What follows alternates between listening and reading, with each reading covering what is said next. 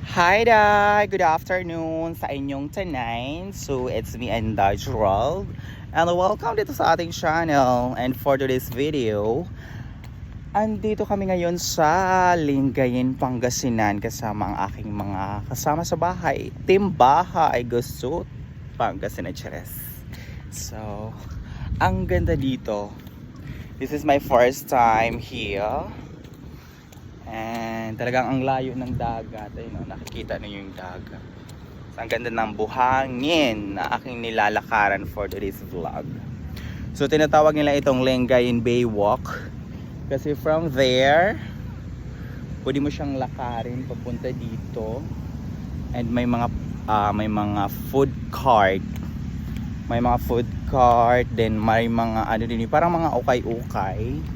So actually galing kami ng Bolinao sa Patar White Beach para mag-swimming, mag-relax and then nag-drop off dito sa Lingayen, Pangasinan mga day. So ang ganda, very relaxing kasi lang naman natin ang Mother Nature, lalo ng dagat ay nakaka-relax ng bonggang-bongga.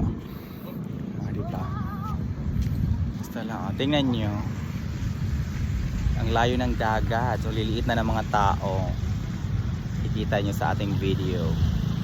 Pero ang ganda kasi talagang relaxing mood. So di ko alam kung anong place yun doon. Dito. So siguro panibagong pang province.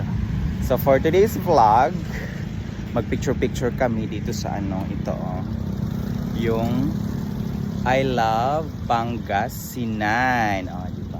So, picture taking for today's vlog mga day. So, dyan muna kayo. Yun nga lang, baha pala. Ayan ang aking mga kasama. Busy na sila sa kanilang mga picture taking for the post. So, yan lang ang vlog natin ngayong araw. Bye! So, pakita ko muna sa inyo.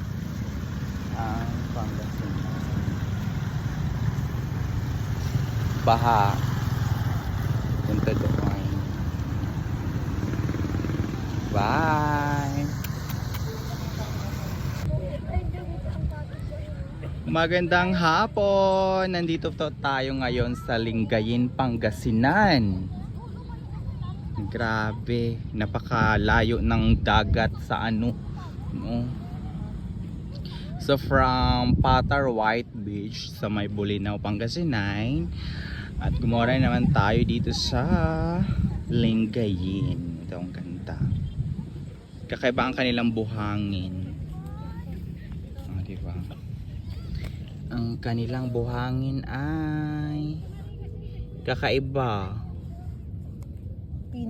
Pinong-pino ang kanilang buhangin.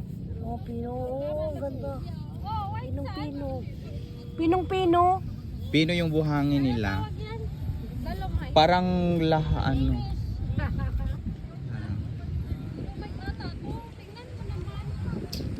apaka perfect sunset view.